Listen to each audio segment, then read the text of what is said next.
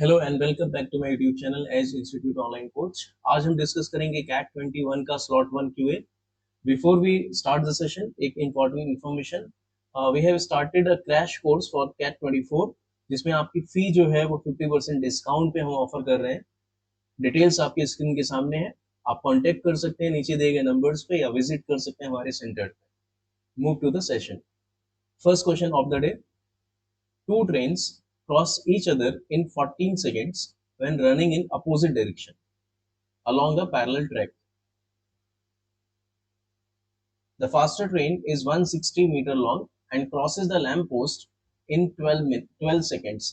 So इस information से हम एक स्टार्ट ले सकते हैं कि फास्टर ट्रेन का लेंथ अगर 160 है और एक लैंप पोस्ट को क्रॉस करने में 12 सेकेंड्स इसको लगते हैं, इट मीन्स स्पीड इस केस में आएगी length of train divided by जो टाइम क्रॉस करने में लगा। ओके, सो ये आएगा मीटर पर सेकेंड में। दिस वुड बी, अगर मैं कैंसिल आउट करूं इसको, this would be 40/3, right, metre पर सेकेंड। ओके, नेक्स्ट इंफॉर्मेशन इसमें है, if the speed of other train is 6 kilometre per hour less, because of this is faster train, slower train का speed 6 kilometre per hour कम है। ठीक है, आपको बताना है लेंथ इन मीटर। सो ज्यादा सही रहेगा कि 40/3 ऑलरेडी मीटर पर सेकेंड में है, जो 6 किलोमीटर पर आवर कम है स्पीड, इसको भी आप मीटर पर सेकेंड में कन्वर्ट कर लीजिए। तो ये आ जाएगा 6 इंटू 5/18, दिस वुड बी 5/3, 35/3 आएगा। दिस इज 35/3 मीटर पर second. This is speed of slower train. अभी हमारे पास स्लोअर ट्रेन और फास्टर ट्रेन दोनों का स्पीड है, फास्टर ट्रेन का लेंथ है, स्लोअर ट्रेन का लेंथ निकालना है, और क्रॉस जो एक दूसरे को करते हैं अपोजिट डायरेक्शन में वो भी दिया है 14 सेकेंड। तो इस इंफॉर्मेशन को यूज करके खत्म करते हैं सवाल। सो इसमें आएगा time is equals to length of faster plus length of slower divided by relative speed. क्योंकि डायरेक्शन अपोजिट है तो रिलेटिव स्पीड ऐड होगा। So 40/3 plus 35/3, this would be 75/3, और 25 से मल्टीप्लाई करते हैं तो 14 into 25 is equals to 160 plus length of slower train. So length of slower train को भी 14 इंटू 25, ये आएगा आपका 250 और 350। 350 से आप अगर 160 माइनस करते हैं, 350 से 150 माइनस किया 200, एक और 190, this is 190 metre length of slower train आ जाएगा। Moving to the next question. Question is, if the area of regular hexagon is equals to the area of an equilateral triangle of side 12 centimeter, equilateral triangle का area होता है under root 3/4 into side square. And regular hexagon की अगर हम बात करें तो regular hexagon में, ये आपको आइडिया होना चाहिए, दिस इज रेगुलर हेक्सागन जिसमें हर एक साइड एंगल सब इक्वल है। तो अगर आप इसको ब्रेक करें तो इसमें 6 इक्विलेटरल ट्राइंगल ड्रॉ होंगे, 6 इक्विलेटरल ट्राइंगल ड्रॉ होंगे लाइक दिस। और एक इक्विलेटर, अभी साइड नहीं पता हेक्सागन की, तो साइड अगर मैं एक्स मान लूं तो एक इक्विलेटरल ट्राइंगल का एरिया होगा अंडर रूट 3/4 एक्स स्क्वायर। ऐसे ही 6 इक्विलेटरल ट्राइंगल बनेंगे। This is area of hexagon and this is area of equilateral triangle जिसकी साइड 12 दे रखी है। दोनों का एरिया इक्वल है, इक्वल कर दिया। रूट 3/4 कैंसल आउट हो जाएगा। So we would have x square is equals to 12 into 12 divided by 6 और 24, correct. So x is equals to under root 24, जिसको कि हम लिख सकते हैं 2√6। This is side of hexagon. तो यही आपसे पूछा गया था। Moving to the next question, ये इजी था।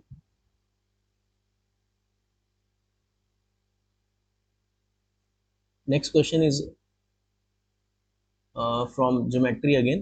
Suppose the length of each side of regular hexagon is 2 centimeter. Regular hexagon A B C D E F लिखा है। इसके अलावा है T is a midpoint of CD। चलो सबसे पहले फिगर, तो इस तरीके से एक रेगुलर हेक्सागन है।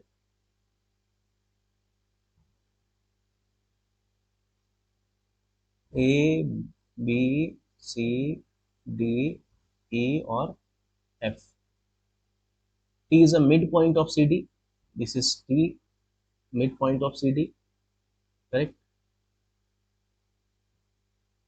Now आपको लेंथ बताना है AT का, मतलब AT इस तरह से अगर आप मिलाएं, दिस इज AT, इसका लेंथ हम लोग को फाइंड आउट करना है, करेक्ट?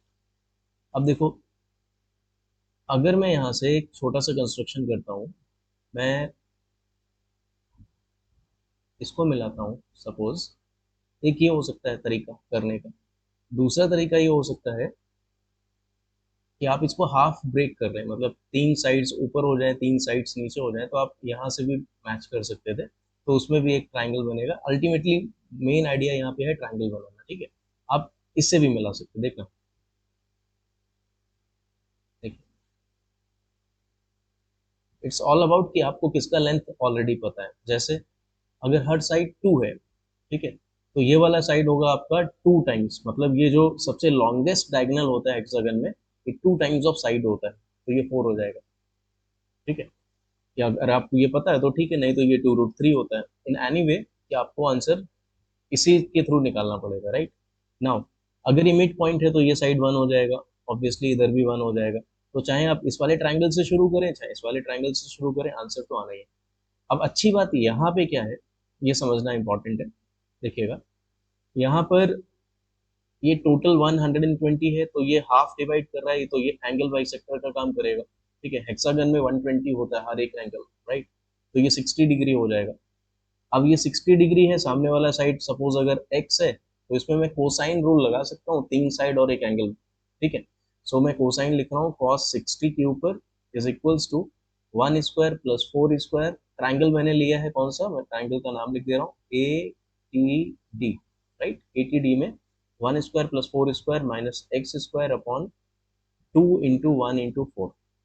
cos 60 होता है आपका 1/2, ऊपर आएगा 16 और एक 17 माइनस x² अपॉन 2 × 4, 2 से 2 कैंसिल आउट हो जाएगा, सो 17 माइनस x² वुड बी 4 और x² वुड बी 13 और x is equal to √13। This is AT, यही आपसे पूछा गया है, √13 सेंटीमीटर। Move to the next question. Next question है from time and work.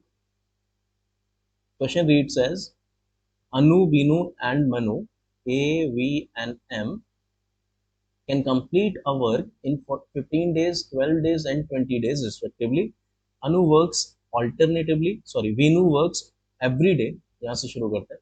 Vinu works every day, ठीक है? जैसे फर्स्ट डे काम अगर स्टार्ट हुआ तो वीनू को रहना है, सेकंड डे भी वीनू को रहना है, थर्ड डे भी वीनू को रहना है, इस तरीके से, and so on, every day. Anu works only on alternate days starting from the first, then third, then fifth, and so on. While Manu works only on alternate days starting from the second day. Second day में मनु, तो fourth day में भी मनु, इस तरीके से काम alternatively खत्म करना है, ठीक है? अब एक ही चीज रह गई है, जो आपको टाइम दिया गया तो उससे आप रेट्स निकाल लीजिए। तो 15, 12 और 20 का जो एलसीएम आएगा, this is total work unit, 60 हो जाएगा। सो रेट्स बनेंगे, अनु का रेट हो जाएगा 4, इसका हो जाएगा 5, इसका हो जाएगा 3। अनु, वीनू और मीनू के रेट्स आ गए। अब फर्स्ट डे कितना काम होगा देखना शुरू करिए।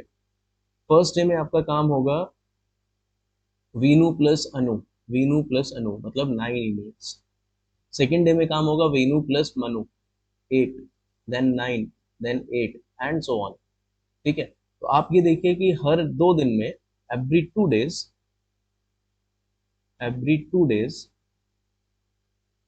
17 यूनिट्स का काम हो रहा है। 2 दिन में 17, 4 दिन में 34, ठीक है, 6 दिन में 51, टोटल काम है कितना, 60। सो हमें क्या करना होता है ऑल्टरनेट वाले साइकिल्स में, कि कंप्लीट साइकिल्स 60 हो जाए या फिर 60 के क्लोज पहुंच जाए। तो मैं 3 साइकिल्स अगर यहाँ पे रन करूँ, लाइक 6 डेज, 6 डेज में टोटल 51 यूनिट्स का वर्क कंप्लीट हो जाएगा। एंड 6 डे पे आया कौन होगा, ये वाला टीम, क्योंकि ये her even number of day पे ये टीम रहता है। तो इसके next day, like 7th day, next day अगर एक दिन काम लें तो काम करेंगे वीनू और अनु, और ये काम करेंगे 9 यूनिट्स कंप्लीट। तो ये टोटल आपका 7 डेज में ये बाई डिफॉल्ट 60 ऐड करके आ गया। सो 7 डेज कंप्लीट यहाँ लगेंगे, ऑप्शन सी इसका answer, right. Moving to the next question. Next question is about ratio. The amount of Neeta and Geeta इसकी टीम है, earn in 1 day is equals to the Sita alone earns in 6 days।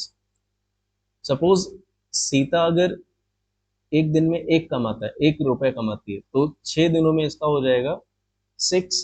ठीक है, so obviously Nita का share, Nita and Gita की team का share 6 होगा। अगर ये बात समझ में ना आए तो ऐसे देखो, Neeta plus Geeta should be equal to 6 times of Sita. So Neeta plus Geeta divided by Sita is 6/1, 6:1। तो अगर सीता की अर्निंग 1 है 1 डे में, तो 6 डेज में क्या होगा, 6 होगा। अब ये 6 है किसका, नीता एंड सीता गीता की टीम का, करेक्ट। तो नीता एंड गीता की टीम 6, सीता इज 1, तो ये रेशियो आ गया पहला। दूसरा टीम है Sita and Neeta together earn in a day equal to the Geeta alone in 2 days। Geeta alone suppose again 1 unit, तो इस टीम का 2 हो जाएगा। ठीक है, 2 डेज में 2। सो इन दोनों टीम्स को अगर मैं मर्ज करूं तो आप एक बात चेक करिएगा कि अगर इनको मर्ज किया जाए तो नीता गीता एंड सीता यहाँ 7 यूनिट, और इधर मर्ज करा जाए तो नीता गीता एंड सीता ये आएगा 3 units.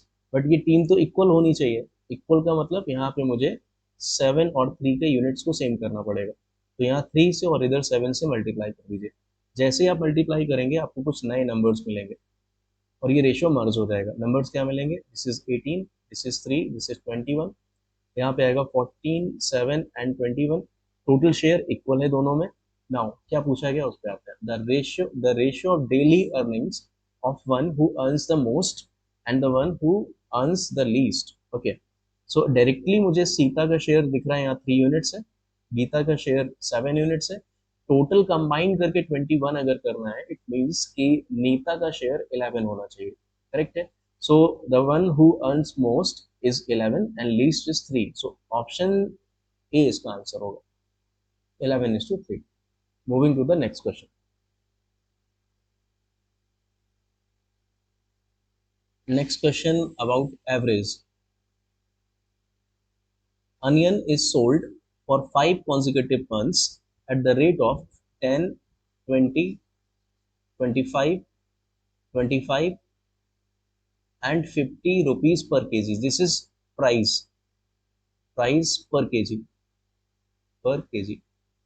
of 5 consecutive months respectively. A family spends a fixed money on first 3 months and spend half of that amount for the next 2 months. So ये हमें एज्यूम करना पड़ेगा। अगर मैं एक्सपेंडिचर एज्यूम करूं तो पहले 3 महीने में इक्वल और उसका हाफ अगले 2 महीने में। लेट अस अज्यूम 100 भी लें तब भी कैंसिल आउट होने में हेल्प मिलेगा। चलो ठीक है, सो मैं 100x और 100x पहले 3 महीने में एक्सपेंडिचर मानता हूँ, उसका हाफ होगा 50x एंड 50x। तो यहाँ से हम बता सकते हैं कि एक्सपेंडिचर ऑन अनियन अगर इतना है और आप प्राइस पर केजी जानते हैं तो क्वांटिटी निकाल सकते हैं। तो क्वांटिटी यहाँ से आएगा 10x, डिवाइड करिए 100x divide by price, 100x divide by price 5x, इधर आएगा 4x, this would B 2x and this is x। Respective months की क्वांटिटी आ गई। नाउ क्या पूछा गया है, the average expense for onion in rupees per KG for the family over these 5 months closest to average expenditure per kilogram, means कि total expenditure upon total quantity करना है। So total expenditure is 300 plus 100 400 divided by total quantity 10, 5 15, 5 20 और 2 17। x से x cancel out हो जाएगा। ये कितने बार divide हो सकता है, पहले होगा 2 बार 34, फिर बचेगा 60, 3 20, 20 पॉइंट समथिंग, या let me check once, 400 to 17 में, no it is more than 17, 15, yes this is more than 17, this is more than 17, this is 15 plus 5 20 and 2 22, okay so 22 x से x कैंसिल आउट हुआ, this would B 200/11। अगर हम इसको divide करें तो ये 20 point something आना चाहिए, 20 point something something, option C इसका आंसर। ठीक है, approximately, approximately, wait a minute, wait a minute, approximately one time divide होगा, वन टाइम डिवाइड होगा, बचेगा इसमें 9। ठीक है, फिर होगा 8 टाइम डिवाइड्स 18, नॉट 20, 18 आंसर। ठीक है, 220 होता तो 20 आता। ठीक है, लेस देन 220 है तो उससे कम, 16 और 18 में से 18 बेस्ट सूटेड है, 18 के आसपास। ठीक है, moving to the next question. This is good question, PNC से ये सवाल है, अच्छा सवाल है, पीएनसी से हर साल कैट में अच्छा ही सवाल आता है। ठीक है, तो रादर आपका पीएनसी बहुत अच्छा हो तभी अटेम्प्ट करना, अदरवाइज पीएनसी से सवाल अटेम्प्ट करने का कोई मतलब नहीं है अगर कंसेप्ट ठीक नहीं, टाइम बर्बाद हो सकता है। सो देखिएगा, the number of groups of three and more than three distinct numbers, तीन या तीन से अधिक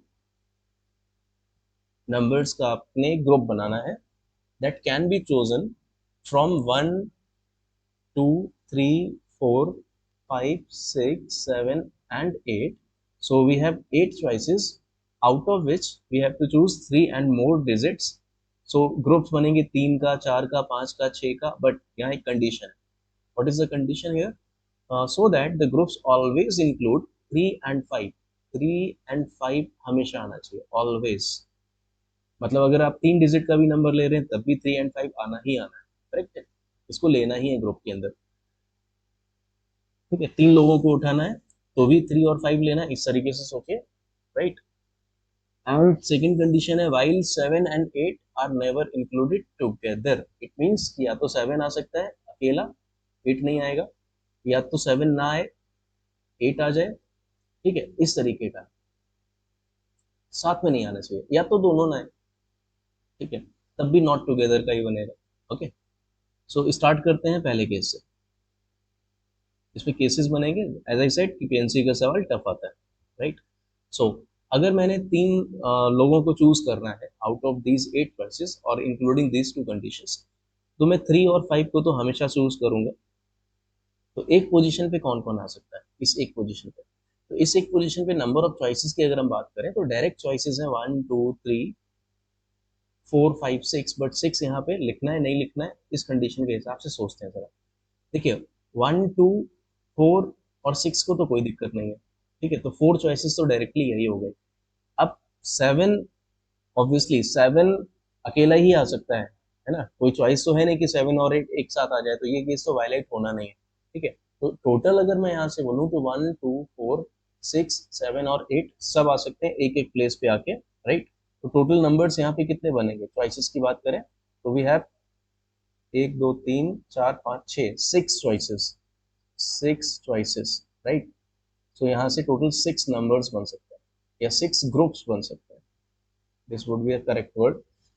ठीक है, 6 ग्रुप्स बन सकते हैं। नेक्स्ट, अगर मैं चार लोगों को प्लेस करता हूँ, चार लोगों का ग्रुप बनाता हूँ, 3 and 5 को ऑलवेज चूज करना ही करना है, तो बचे यहाँ पे दो प्लेसेस। अब दो प्लेसेस में क्या क्या आ सकता है देखिएगा, आपके पास चॉइसेस क्या है 3 and 5 को हटाने के बाद, again 1 2 4 6 7 8, now again 6 choices out of which we have to choose any to.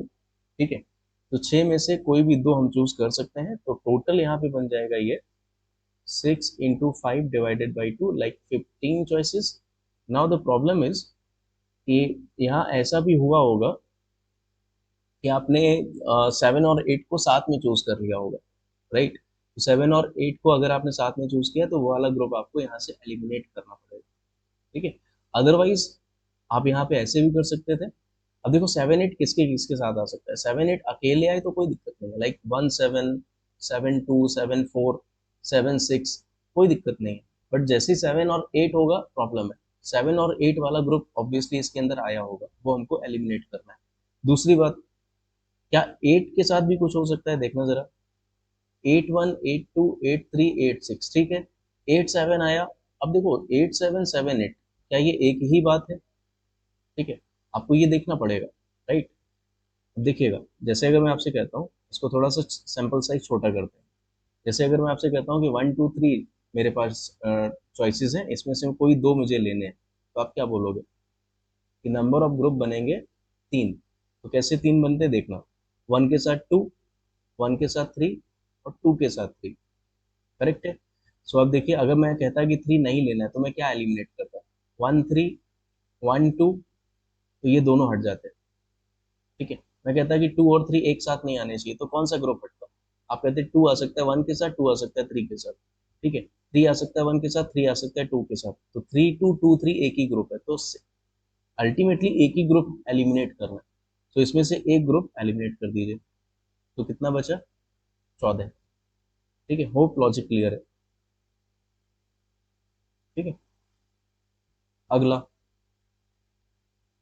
अगला हम ले सकते हैं 5 choices at a time, 5 choices at a time, and 3 5 के लिए तो प्लेस रिजर्व है, तो बचे कितने, तीन प्लेसेस। चॉइसेस कितने हैं आपके पास, choices we have like 6 C3, we have 6 remaining choices, उसमें से तीन लेने हैं। ठीक है। अब ये जो आपने तीन लिए हैं, ठीक है, इसमें 7 8 टुगेदर का क्या क्या केस बन सकता है वो आपको एलिमिनेट करना पड़ेगा, वो सारे केसेस आपको हटाने पड़ेंगे। ठीक है। अब सोचिए कि अगर 7 8 टुगेदर है तो कितने केसेस एलिमिनेट कर सकते हैं, लाइक सोचो, तीन प्लेसेस पे 7 8, 7 8 का ग्रुप आया, तो इसके साथ क्या क्या आ सकता है, इसके साथ आ सकता है 1 2 4 और 6, 4 चॉइसेस में ये काम होगा, तो 4 चॉइसेस यहाँ से एलिमिनेट कर दो। सो फाइनल आंसर क्या बनेगा, 6 C3 का मीनिंग होगा 6 × 5 × 4, 3 × 2 × 1, तो 6 से 6 कैंसिल आउट होगा, 20, 20 - 4 16, 16 choices. Moving to the next, अब हो सकते हैं 6 एक साथ, 5 का ले लिया, अब 6 एक साथ, जिसमें से 3 और 5 तो रिजर्व है। अब आपके पास बचा चार, चार प्लेसेस, जिसमें से अब ये लेने कहाँ से, 6 में से कोई भी चार लेने, तो 6 में से कोई भी चार उठा लिए मैंने। ठीक है। अब प्रॉब्लम देखो कहाँ पे है, ये जो चार प्लेसेस हैं इसमें 7 8 जब साथ आया होगा तो यहाँ कितने ग्रुप्स बन सकते हैं, 7 8 अगर साथ आया है तो यहाँ दो चॉइसेस कहाँ कहाँ से फिल करोगे, 1 2 4 6 के साथ फिल करोगे, करेक्ट है। तो 1 2 4 6 में से, मतलब चार चॉइसेस में से कोई भी दो आप यहाँ पे फिल कर सकते हो, तो ये आएगा 4 × 3 डिवाइडेड बाई 2 लाइक 6, तो टोटल यहाँ से 6 चॉइसेस माइनस हो गए। ठीक है। एंड 6 C4 की वैल्यू होगी 6 C2 के इक्वल, 6 × 5 ये आना चाहिए 15, राइट, 15 - 6, 9 चॉइसेस, तो यहाँ से आएगा 9। अब तक हम लोग ने 6 डिजिट्स को सेट कर लिया है। ठीक है। क्या मैं 7 चॉइसेस को एक साथ लेके भी स्टार्ट कर सकता हूँ, एक बार ये देख लेते हैं। चलिए मैं कंडीशन हटा रहा हूँ यहाँ से सारे, आपको थोड़ा पेशेंस रखना पड़ेगा इस सवाल के लिए, और सोचिए यहाँ इतना टाइम लग रहा है, एग्जाम में क्या होता होगा। ठीक है, और एकदम से सोचने में आता भी नहीं है, इसीलिए कह रहा हूँ पीएनसी अगर कंसेप्ट अच्छा है तभी टच करना है एग्जाम में। 1 2 3 4 5 6 7, ठीक है। अगर ये दो प्लेसेस 3 5 के लिए रिजर्व हो गए, ठीक है, सो अभी क्या मैं यहाँ पे, जो बचा है मेरे पास, क्या क्या बचा देख रहा हूँ, 1 2 3 4, ठीक है, 5 और 6 चॉइसेस, ठीक है, जिसमें 7 8 तो एक साथ आ नहीं सकता। ठीक है।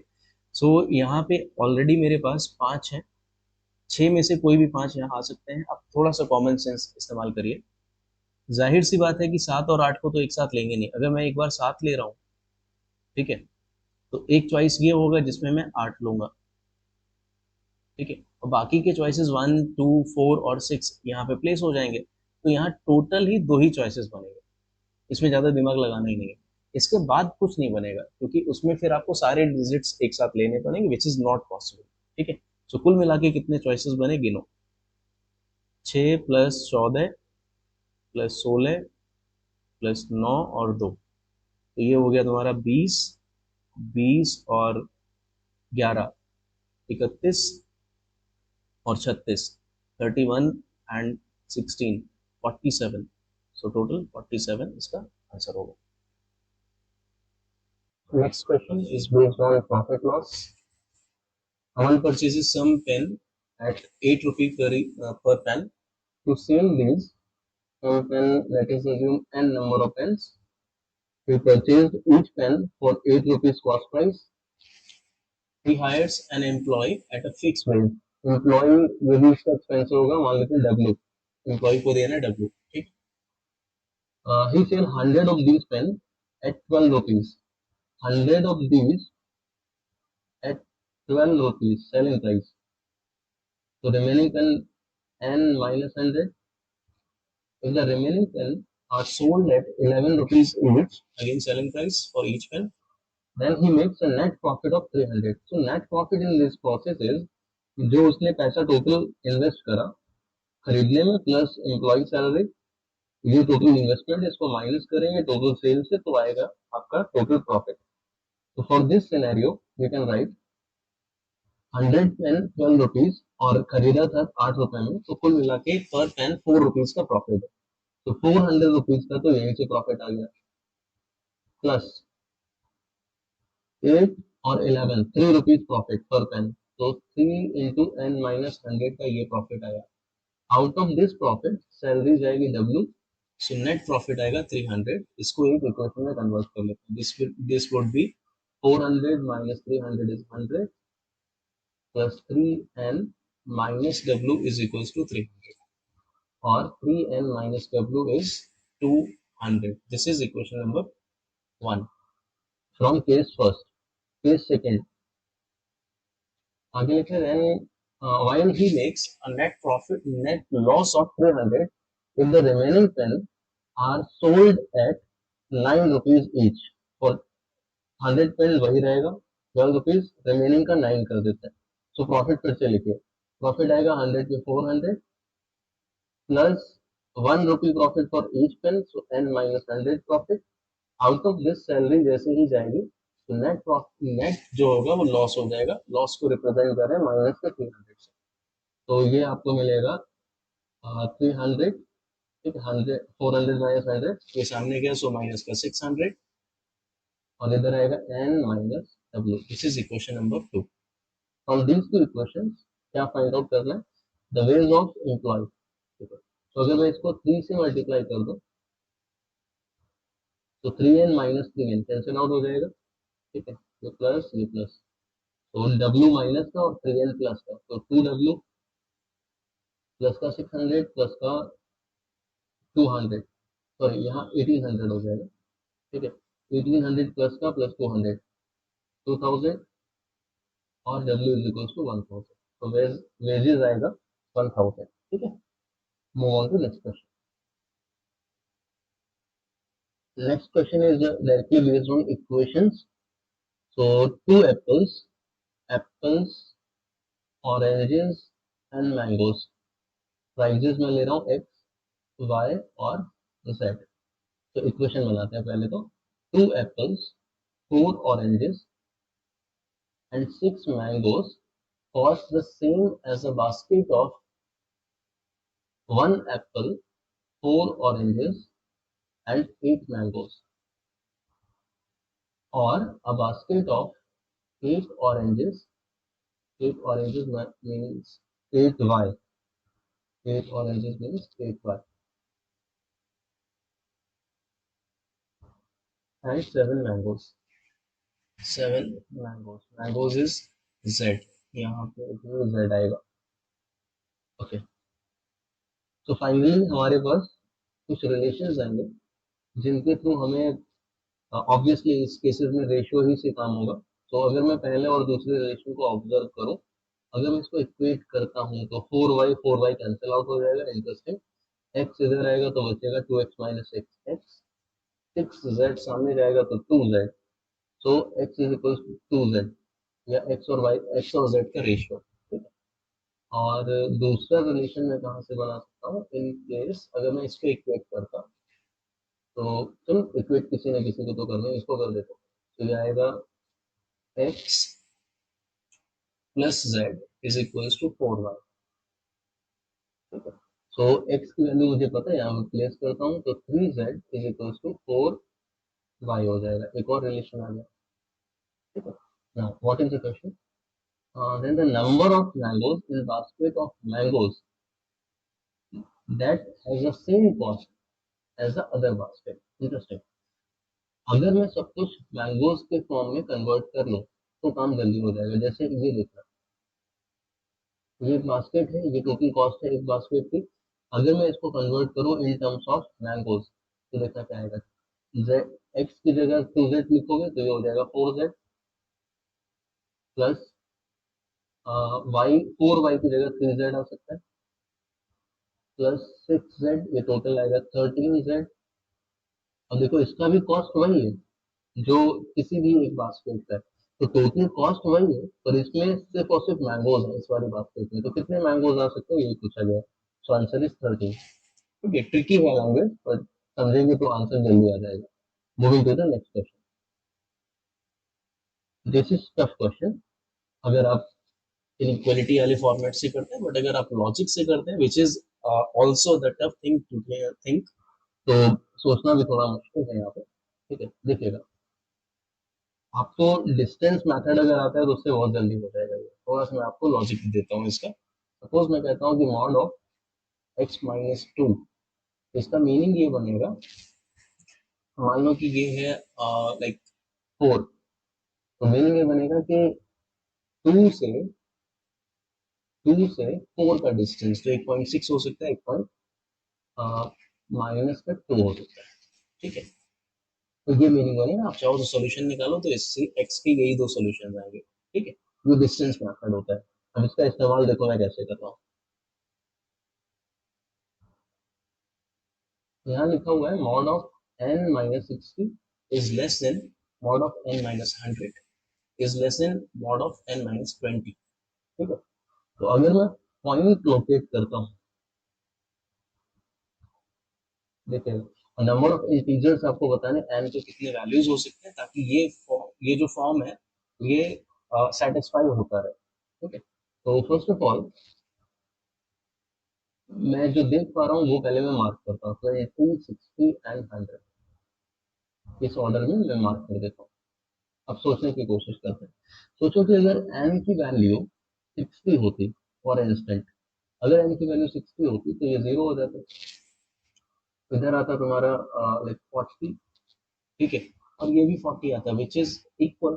तो 60 पे तो ये सेटिस्फाई नहीं कर रहा है। ठीक, अगर मैं 60 के पीछे कुछ लेता, 20 एंड 30 के बीच में 40 लेके देखते थे। अगर मैं 40 लेता तो मॉड ऑफ n माइनस 60, ये आता है 20। ठीक है, ये आता है 60। ठीक है, और ये आता है 20। तो ये इसके इक्वल है, बट सॉरी ये ग्रेटर है, बट यहाँ इनइक्वालिटी फॉलो नहीं हो रहा है। मतलब इस रेंज में आपको इनइक्वालिटी कभी फॉलो होता हुआ नहीं दिखेगा। ये चीज समझनी है। ठीक है, मतलब एन की कोई भी ऐसी वैल्यू नहीं हो सकती जो 20 से 60 के बीच में हो और ये इनइक्वालिटी फॉलो हो। ठीक है, तो क्या नंबर ले सकते हैं। अगर मैं 60 के ऊपर कुछ लेता हूँ, एक, अब 60 के ऊपर 61, 70, बहुत कुछ, बहुत सारे नंबर्स हैं।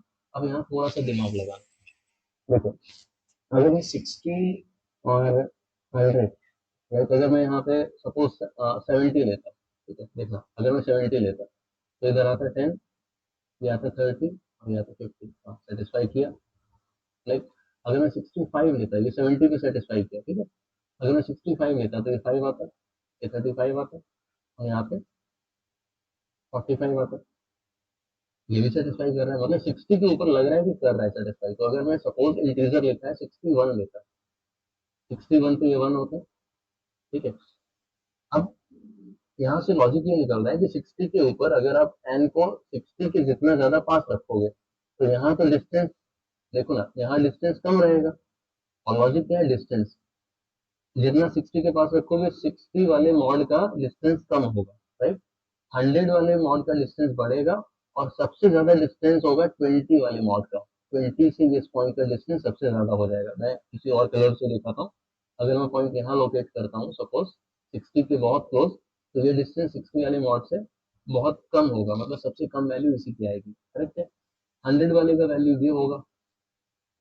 ठीक, और 20 वाले का तो वैल्यू देखो अच्छा खासा हो जाएगा, इस पॉइंट से कैलकुलेट करो। डिस्टेंस जितना ज्यादा बढ़ेगा उतने वैल्यू बढ़ेगा।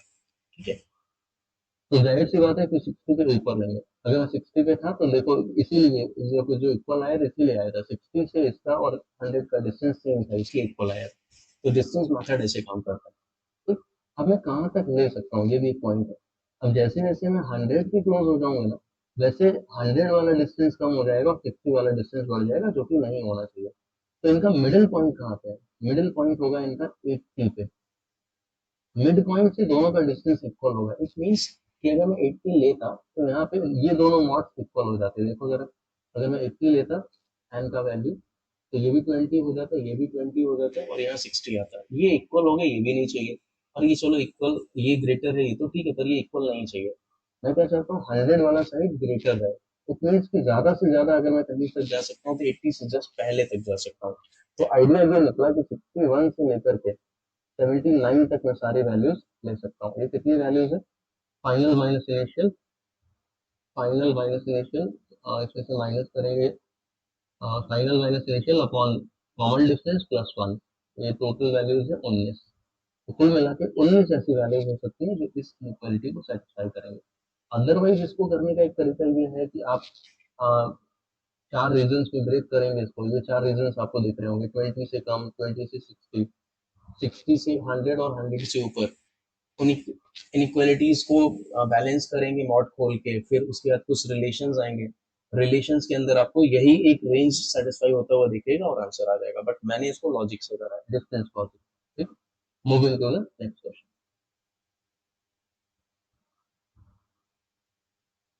Next question is from numbers.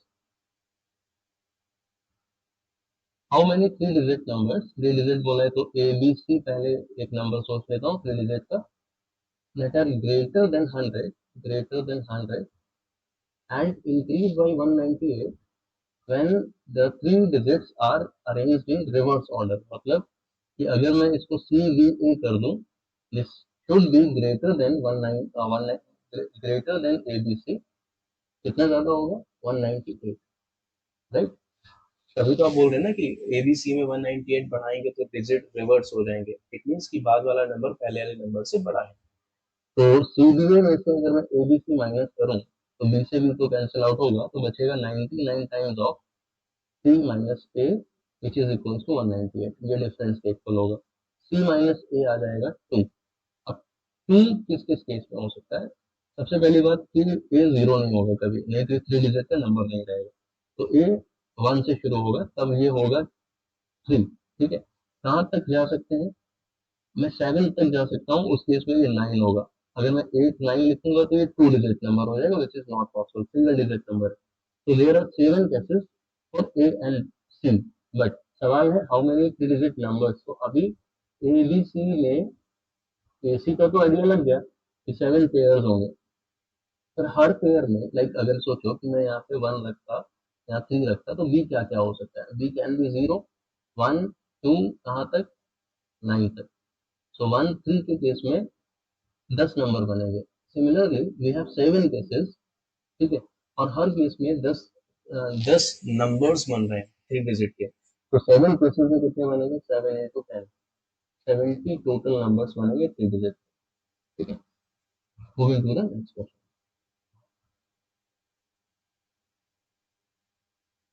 Okay. Anil invest some money at fixed rate of interest compounded annually. If the interest occurred during the second year and third year जो interest है वो 806.25 और 866.72 है। आपसे पूछा गया है फोर्थ ईयर में इंटरेस्ट क्या होगा। देखिए यहाँ पे कंसेप्ट चलता है सक्सेसिव परसेंटेज चेंज का। सक्सेसिव परसेंटेज चेंज, या तो आप रेट ऑफ इंटरेस्ट निकालिए और उतना परसेंट बढ़ाइए, या फिर आइडिया ये भी हो सकता है, देखना जरा, मैं 100 को 120 बनाया, तो 100 में क्या मल्टीप्लाई करें कि 120 बने? 120 अपॉन 100। और अगर यही रेट से आगे बढ़ने का है तो मैं फिर से 120 अपॉन 100 करूंगा, तो ये 144 हो जाएगा। और क्या, तो 20% बढ़ रहा है, ये आपको दिख रहा होगा, राइट। तो मल्टीप्लाई फैक्टर से ज्यादा बेहतर रहेगा। अब कैलकुलेशन इसमें करनी पड़ेगी। तो देखो हो ये रहा है कि 806.25 को 86672 बनाने का है, तो क्या मल्टीप्लाई करोगे? तो ये जो नंबर होगा, फोर्थ वाला नंबर, ये मैं लिख रहा हूँ, ये होना चाहिए 866.72 में मल्टीप्लाई। यहाँ पे मल्टीप्लाई आपने किया होगा 866.72 डिवाइडेड बाई 806.25। ये भी सक्सेसिव परसेंटेज चेंज का ही एप्लीकेशन है मल्टीपल फैक्टर की हेल्प से। इसको सॉल्व करेंगे आपका आंसर आ जाएगा। ठीक है, आई गेस इसका answer 931 point. Let me use the calculator. ठीक है, कैलकुलेटर से और आपको कैलकुलेशन करके बता देता हूँ।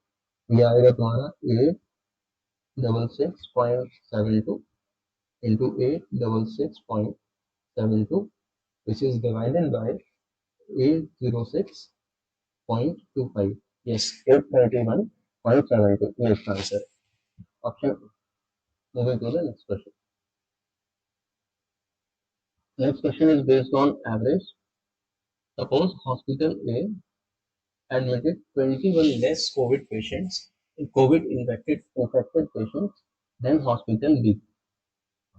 ठीक है, एंड नंबर ऑफ पेशेंट्स अगर मैं यहाँ पे सपोज n लिखता हूँ, अगर चलो मैं यहाँ n लिखता हूँ तो 21 कम है A में, मतलब 21 ज्यादा होगा B में, ऐसे कर लेते हैं। इसके बाद है sum of recovery days for the patient in the hospital A and B is 200 and 152। ये नंबर है, ये सम है। Now, if the average recovery days for the patient admitted in hospital A was 3 more than the average, average बनाओ तो average यहाँ बनेगा 200 upon n और इसका एवरेज बनेगा 152 अपॉन n प्लस 21। सो अभी इसमें कहा गया है कि average of A is 3 more than B, it means कि एवरेज ऑफ ए में से एवरेज ऑफ बी माइनस करोगे तो 3 आएगा। हाँ भाई, ये है कैलकुलेशन। ठीक है, तो अगर इसको कैलकुलेट करें तो आएगा 200 into n plus 21 minus 152 into n और नीचे मल्टीप्लाई होकर 3 के साथ जाएगा तो ये आएगा 3n square plus 21n into 3 63n। यहाँ पे कैलकुलेशन करें तो ये आएगा 200n में से 152 गया तो 48n plus 21 into 200 is 4200। Okay, 3n square 63n। Final step 3n square 48 minus होगा तो आएगा 15, yes 15n minus 4200 is equal to 0 और 3 से डिवाइड करें तो n square plus 5n minus 21 नहीं 1400। ठीक है, ये बन गया आपका फाइनल क्वाड्रेटिक इक्वेशन। इसको करना है हमें फैक्टराइज। अब दो ऐसे नंबर सोचने हैं जिनका प्रोडक्ट 1400 हो और डिफरेंस 5 हो। ठीक, तो 1400 में 14 और 100 है, इसका तो डिफरेंस नहीं हो सकता, राइट। अगर मैं इसको ऐसे लिखूं, अब चेक करना, अगर मैं 2 और 20 मतलब 40 एक साथ लेता हूँ और 35 एक साथ लेता हूँ तो डिफरेंस 5 आ जाएगा।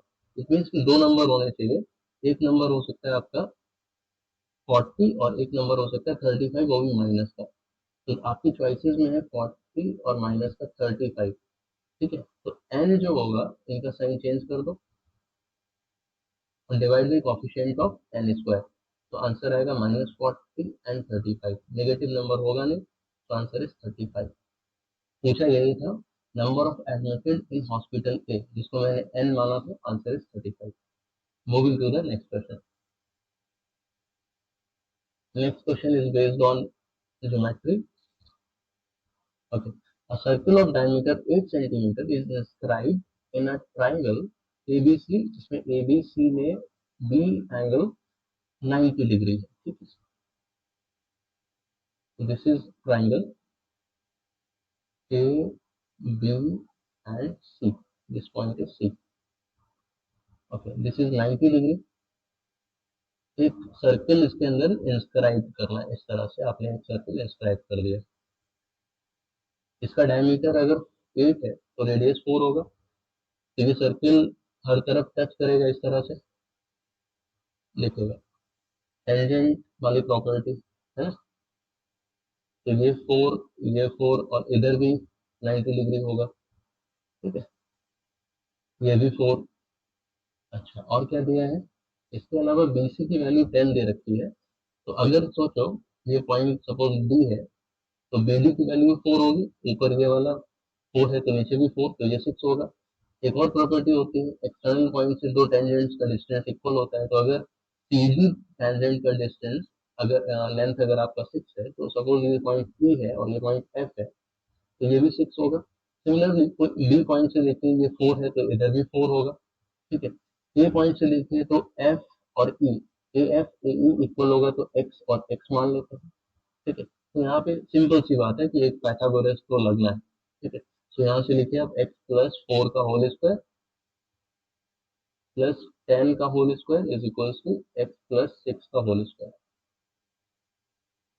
सो finally x square plus 16 plus 8x plus 100 is equals to 36 plus x square plus 12x. X square got cancelled.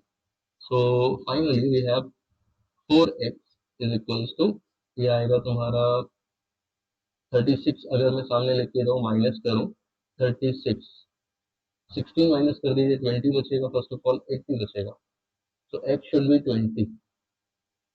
If x is 20, क्या पूछा गया, एरिया ऑफ ट्राइंगल, ठीक है। एरिया ऑफ ट्राइंगल होगा half base into height, base is A B, sorry base is B C, B C is 10 and height is A B, x plus 4, X 20 है तो ये 24 हो जाएगा, तो answer will be 120 inches square, ये answer है। अच्छा सवाल है, moving to the next question. तो ये स्ट्रेट फॉरवर्ड क्वेश्चन है अलजेब्रा से, इनइक्वालिटी बेस्ड। इसमें लिखा है एक एफ एक्स ये फंक्शन है, this function is negative, so function is X square plus 2x minus 15 upon X square minus 7x minus 18। अगर आप इसको फैक्टराइज करें तो काम आसान हो जाएगा, तो ये फैक्टराइज होगा तुम्हारा 15, दो लाना है तो x plus 5 into x minus 3 divided by 18 और माइनस का 7 लाना है तो x माइनस 9 और x प्लस 2। ये आप जितनी जल्दी कर सकते हैं उतना बेहतर है, ठीक है। अब कुछ क्रिटिकल पॉइंट्स आएंगे, क्रिटिकल पॉइंट्स आर जहाँ पे ये एक्सप्रेशन जीरो हो सकते हैं। तो एक क्रिटिकल पॉइंट देखो, ऑर्डर में लगाना है, असेंडिंग ऑर्डर में, तो -5, अगला -2, देन 3 एंड देन 9, ये हो गया आपके क्रिटिकल पॉइंट। तो क्रिटिकल पॉइंट के अगल बगल नेचर चेंज होता है ग्राफ का, ठीक है। So plus minus plus minus plus, आपको दो रीजन लेने हैं जिसमें ये फंक्शन लेस देन जीरो हो। तो एक रेंज ये हो सकता है, अगला रेंज ये हो सकता है, ये जिस ऑप्शन में होगा वो आपका आंसर है, ठीक है। Moving to the next question. Next question is again from algebra, this is from log, ठीक है। बेसिक प्रॉपर्टीज ऑफ लॉग अगर इसमें यूज करें तो काम जल्दी हो जाएगा, right? तो मुझे बहुत सारी चीजें इसमें नजर आ रही है, बहुत सारी प्रॉपर्टीज है। तो सबसे पहले राइट हैंड साइड को थोड़ा सा सिंप्लीफाई करते हैं, ठीक है, ताकि देखने में सब कुछ एक जैसा लगे। सो लॉग ऑफ, इसको अपन लिख सकते हैं, this is under root 1/x², ये ऊपर जाएगा तो ये बनेगा 1 माइनस एक्स स्क्वायर का पावर -1/2 और बेस में रहेगा 10, ठीक है। और ये जो पावर 4 यहाँ पे 4 है, ये इसके ऊपर जाएगा पावर, तो ये स्क्वायर हो जाएगा, like like this, 1 minus x 1/2 और पावर 4, मतलब ये स्क्वायर हो गया, 1/2 और पावर 4 ऊपर आएगा, मल्टीप्लाई होगा, सो स्क्वायर हो गया, और बेस इज अगेन 10, ठीक है, बेस इज सेम। नेक्स्ट है अपने पास प्लस माइनस का लॉग 1 प्लस एक्स पावर 1/2, ठीक है, और ये है 5। तो बेस 10 इसमें, जिसमें इसमें बेस 10 है उसको सबको एक तरफ कर लो, ठीक है। तो ये सब मैं सामने ले जा रहा हूँ तो आएगा कुछ ऐसा, log of 1 minus X square power -1/2 plus log of 1 plus X power 1/2 base 10, base 10, ये माइनस में आएगा लॉग ऑफ 1 माइनस एक्स का whole square base 10 is equal to 5। तो ये होगी मल्टीप्लाई, ये अपॉन में आएगा। सो मिलेगा क्या, लॉग ऑफ बेस 10 ब्रैकेट लगा रहा हूँ, इसको लिख सकते हैं 1 प्लस एक्स 1 माइनस एक्स, ये मल्टीप्लाई होगा इसके साथ। अब यहाँ पावर जो है वो 1/2 है, ठीक है, माइनस का 1/2, तो इसको अपॉन में लिख सकते हैं। एक काम करिए, यही एक ही स्टेप में खत्म करते हैं इसको।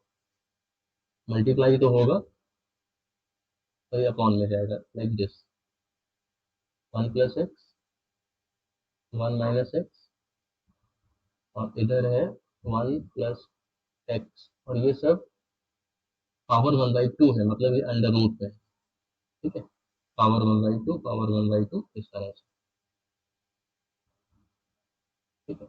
ये माइनस में था तो ये भी अपॉन में आएगा, यहाँ पे ये आएगा 1 माइनस एक्स का power 2 is equal to 5। So finally ये इससे हो गया कैंसिल, ये वाला टर्म, ठीक है, ये कैंसिल हुआ, तो बचेगा क्या, लॉग ऑफ, अब देखना ये मल्टीप्लाई होगा तो ये मिलेगा आपको 1 माइनस एक्स का power half plus 2 which is 5/2, ऊपर जाएगा, सो 1 माइनस एक्स, ठीक है, is equal to 5 base 10। So finally you can write, final step होगा इसके बाद,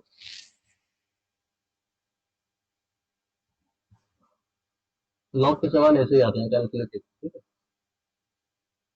1 माइनस एक्स का पावर 5/2 माइनस में इज इक्वल टू 10 पावर 5, ठीक है। अगर मैं इसको सामने पहुंचाऊं तो this is 1 upon x 10 power 5 का पावर, ये 1/5/2 बनेगा, सो ये 2/5 लिखा जा सकता है, तो 5 से 5 कैंसिल, दिस इज 100, और we can right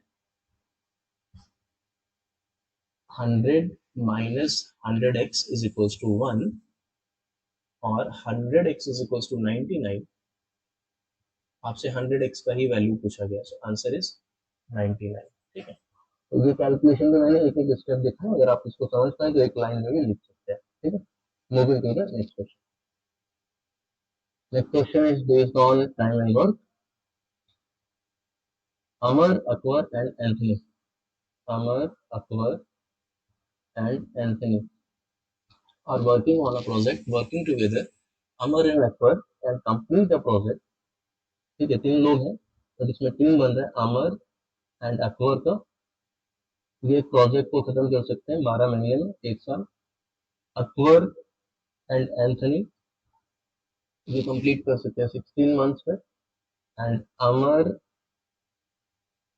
Amar and Anthony, Amar and Anthony in 2 years like 24।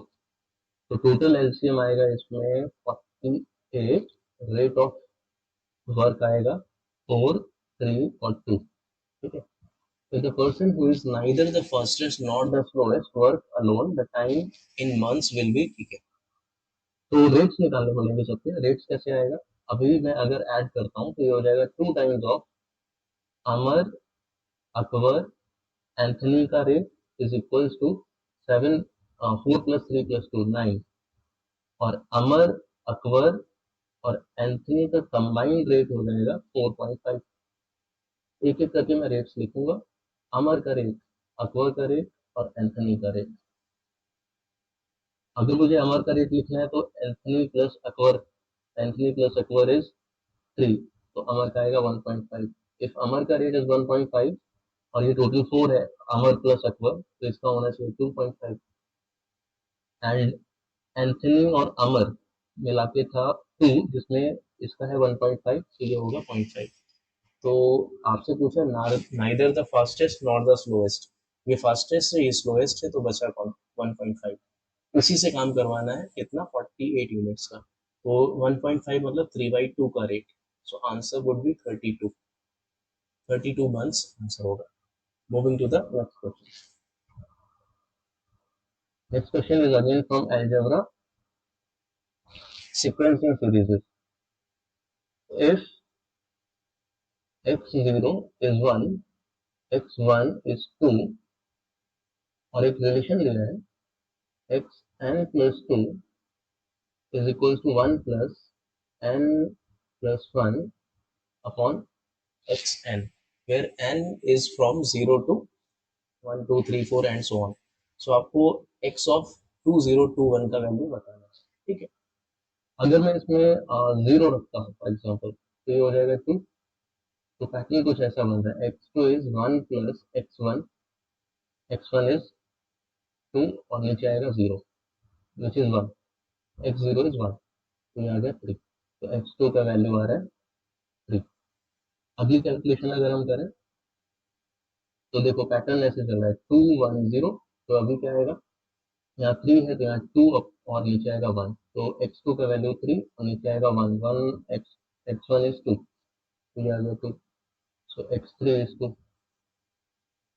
x4 4 लिखा है तो 1 plus x3 upon x2, x3 is 2, x2 is 3, तो 1, x4 आ गया 1, x5, so 1 plus x4 upon x3, x3 is 2, so 2 plus 2 upon 2 is again 1, so x5 is 1, x6 1 plus x5 upon x4, x5 is 1 upon x4 is 1, this is 2। अभी आप देखेंगे repetition of pattern यहाँ से start हुआ है, observe करिए, ठीक है। अगला टर्म दिखाता हूँ आपको, this is 1 plus x6 upon x5, x5 is 1, तो ये 3 आया। इट मीन्स कि पैटर्न फिर से फॉलो हो रहा है, देखिए 1 2 3, पैटर्न वहीं से शुरू हुआ था 1 2 3 2 1, तो ये पूरा पैटर्न है, ये साइकिल है, ठीक है, इस तरह से चल रहा है। सो फर्स्ट टर्म यहाँ पे x0 है, इंटरेस्टिंग। तो आपसे पूछा है x0 to 1, सपोज मुझे अगर यहाँ पे एक छोटा सैंपल साइज लेते हैं, मुझे यहाँ पे सपोज x7 निकालना होता है, जबकि हमें पता है x7 क्या है। तो 5 की साइकिल है, 5 टर्म क्या रिपीट होगा, तो 7 डिवाइडेड बाई 5 अगर हम करते तो रिमाइंडर आता है यहाँ पे 2। 2 मतलब यहाँ पे क्या होता है, 2 मतलब x2 होता है, ठीक है, 2 मतलब x2। और अगर कहीं मान लीजिए मुझे निकालना होता fifth term, right, fifth term 5 से डिवाइड करिए तो रिमाइंडर आता 0, 0 मतलब x0। और अगर कहीं 6 निकालना होता सिक्स टर्म, तो 6 बाई 5 रिमाइंडर आता 1, 1 मतलब x1। अब ये पैटर्न क्लियर है पूरा, ठीक है। अब करते हैं काम। सो x और 2021 निकालना है, तो 5 से डिवाइड करो, 5 से डिवाइड करोगे 2021 में, तो फॉर श्योर रिमाइंडर आएगा 1। तो 1 का मतलब क्या है, 1 का मतलब है कि x 2021 should be equal to x1। what is x1, x1 is 2, so answer is option B। moving to the next question, next question is from arithmetic, mixture and allegation, आसान सवाल है। for tricky language, strength of an indigo solution in percentage, एक indigo solution है,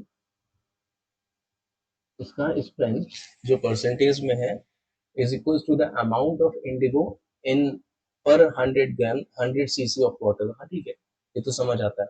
सो to bottles क्या क्या है उसमें, 800 CC बोतल है आपका इंडिगो सॉल्यूशन, इसमें 800 सीसी, जिसमें स्ट्रेंथ है 33%, एंड दूसरा बोतल जिसमें स्ट्रेंथ है 17%, ये भी है इंडिगो सॉल्यूशन जिसमें 800 सीसी, अगेन स्ट्रेंथ अलग अलग है, सॉल्यूशन इंडिगो का है। Part of solution from the first bottle is thrown away, इसमें से कुछ आपने सॉल्यूशन फेंक दिया। अब इसको जरा समझना, अगर मैंने x थ्रो कर दिया, x इज थ्रोन अवे, तो रिमेनिंग बचेगा 800 minus x, this is remaining, इसी को लेकर चलना है आगे। A part of solution from the first is thrown away and replaced by equal volume of solution from the second bottle। तो second bottle से आप क्या रिप्लेस करोगे, सेकंड बॉटल से आएगा x, क्योंकि आपने x फेंका है तो x ही इसके अंदर रिप्लेस करोगे, तो टोटल सोल्यूशन फिर से 800 हो जाएगा। इंटरेस्टिंग। तो अभी ऐसे लिखे चलना कि 800 माइनस x का एक सॉल्यूशन है जिसमें स्ट्रेंथ है 33%, और इसके साथ आपने x सीसी मिलाया 17% स्ट्रेंथ का, ये फिर से बोतल कंप्लीट हो जाएगा 800 का, पर स्ट्रेंथ चेंज होके 21% बन जाएगा। तो ये हो गया 4 और इधर आएगा 12। This is 1:3। So total solution is 1:3 में डिवाइड होना है। Total solution is 800। So 800 को 1:3 में डिवाइड करिए। This would be 200, this would be 600। क्या है सवाल? Then the solution left in the second bottle। अगर आपने x यहाँ पे रख दिया तो सेकंड बॉटल में क्या बचेगा? सेकंड बॉटल में बचेगा 800 minus x। So what is x? x is 300। Second bottle में बचेगा 200। इंटरेस्टिंग। तो x की वैल्यू मतलब ये वाला सॉल्यूशन x आ रहा है 600, तो इस बॉटल में बचेगा 200। ये आपका answer. Moving to the next question.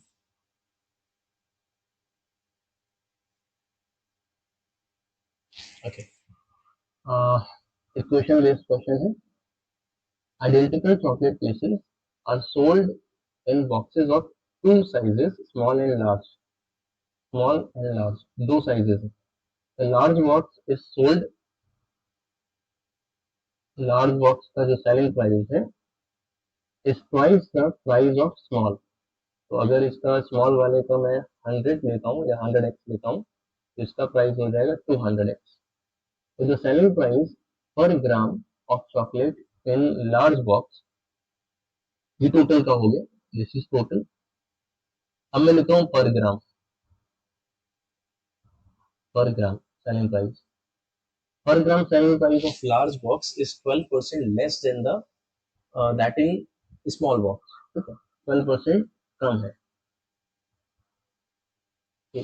Then the percentage by which the weight of chocolate in the large box exceed that in small box। ठीक है, ये आपको बताना। So अगर मैं यहाँ पे अज्यूम करता हूँ कि 100 ए है तो ये 88 ए हो जाएगा।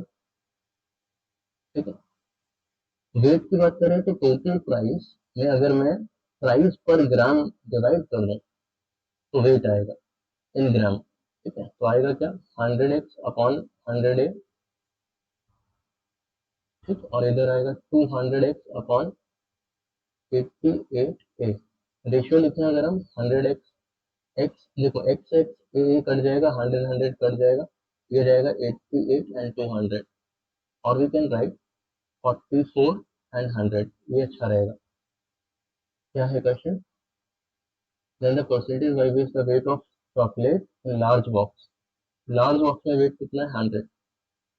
ठीक है, परसेंटेज बताना है। सो 100 अपॉन स्मॉल बॉक्स के साथ कंपेयर करना है, 44। नियरली कितना परसेंट होगा ये पूछा है। सो अगर मैं इसको डिवाइड करूँ, ये आएगा 11 तो आएगा 25 इंटू 100। सो ये नियरली कितना ज्यादा होगा। अच्छा, अगर मैं इसका परसेंटेज निकालूं तो ये 200 समथिंग आएगा, ज्यादा कितना होगा वो निकल आएगा। तो this would be like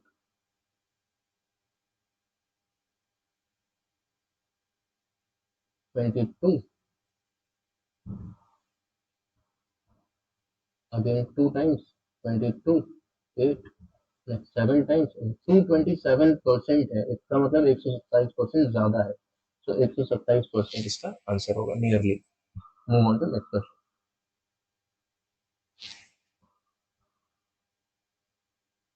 okay, ये अच्छा सवाल है। देखिए इसके दो लॉजिक है पर एक आसान लॉजिक है।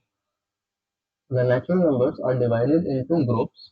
पहला ग्रुप 1, दूसरा ग्रुप 2 3 4, तीसरा group 5 6 7 8 9 and so on। Then the sum of natural numbers in the 15th group क्या होगा? 15th ग्रुप में सम ऑफ नेचुरल नंबर्स क्या होगा ये आपसे पूछा गया। ठीक है, अब देखो एक तरीका तो ये है कि हर ग्रुप में जो पहला नंबर है, जैसे यहाँ पे 1 है, फिर 2 है, फिर 5 है, अगले में 10 होगा, है ना। तो इसका जो डिफरेंस है लाइक 1 देन 3 देन 5, ये जो डिफरेंस है ये एपी में है। तो इसका तरीका ये होता है कि आप अगर इसका जनरल टर्म बनाना चाहें तो वो एक क्वाड्रेटिक होगा, a x square plus b x plus c, this is nth term. इसमें एक्स की वैल्यू 1 रखेंगे तो फर्स्ट टर्म आएगा। ठीक है, लाइक 1 टू रखेंगे तो सेकंड टर्म टू आएगा, थ्री रखेंगे थर्ड टर्म फाइव आएगा, एबीसी आएगा, nth टर्म निकाल लो, आंसर। बहुत लंबा तरीका। दूसरा तरीका है ऑब्जर्वेशन। इसको जरा ऑब्जर्व करिए, देखो क्या हो रहा है।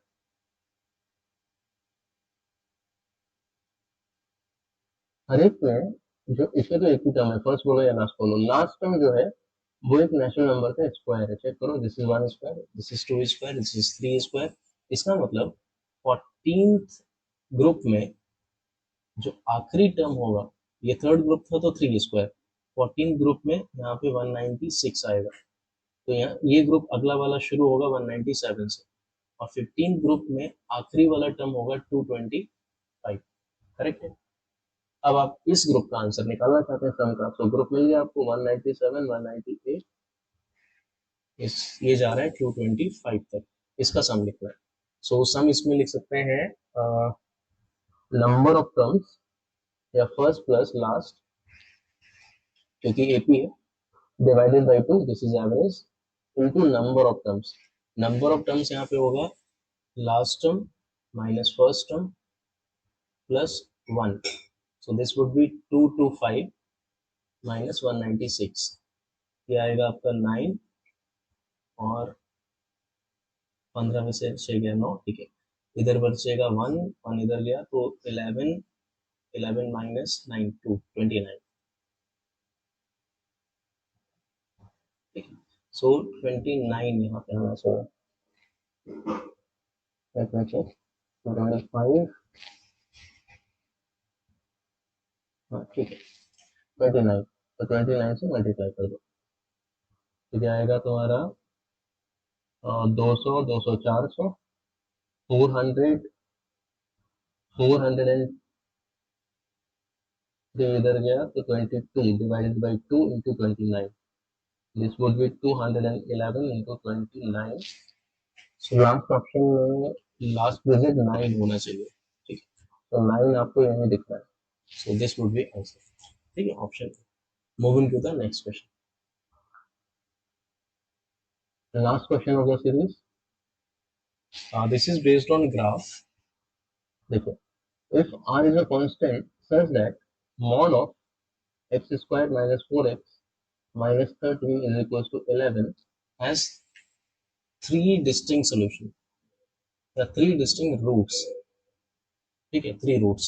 सो कैन आई से कि इसका ग्राफ जो होगा, पहले देखिए इसका डी निकालते हैं, ये साइड में देखना, x square minus 4x minus 13, इसका डिस्क्रिमिनेंट होगा बी स्क्वायर माइनस 4ac, तो 16 प्लस 52, दिस इज पॉजिटिव, ठीक है, दिस इज पॉजिटिव, लाइक तो जो ग्राफ होगा वो एक्स एक्सिस को दो पॉइंट पे कट करता हुआ जाएगा, ये दो पॉइंट्स होंगे, ठीक है। नाउ अगर आप इस ग्राफ का मॉड लेंगे तो फाइनल ग्राफ जो यहाँ बनेगा मॉड वाला वो ऐसे बनेगा, दो पॉइंट्स होंगे यहाँ पे कट कर रहा था, वहीं से ग्राफ नेगेटिव वाला पोर्शन पॉजिटिव हो जाएगा, ऐसे रहेगा।